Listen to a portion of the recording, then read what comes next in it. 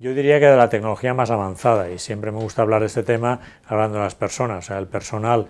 ya no solamente los cirujanos, sino desde la administración, de las personas que informan a los pacientes, y en quirófano, muy importante, las personas que están asistiendo a la cirugía, los anestesistas, la enfermería de quirófano, instrumentistas que están especializadas en esto, son de primer nivel. Yo he tenido la oportunidad de operar en muchos centros y, bueno, este es el mío, evidentemente no voy a hablar mal de él, pero es un centro de referencia en este sentido, porque siempre estamos comparando y aprendiendo a este nivel, por supuesto. Y luego, técnicamente, yo creo que disponemos de la mejor tecnología.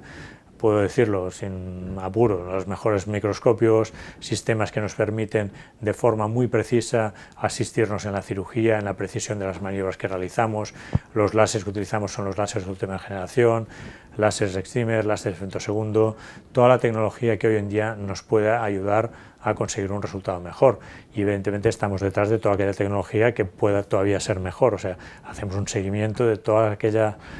técnicas o aparatos o láseres o lentes que puedan mejorar todavía los resultados, siempre que hayan demostrado o hayamos comprobado que son eficaces, que son seguras y que pueden ofrecer un buen resultado a los pacientes.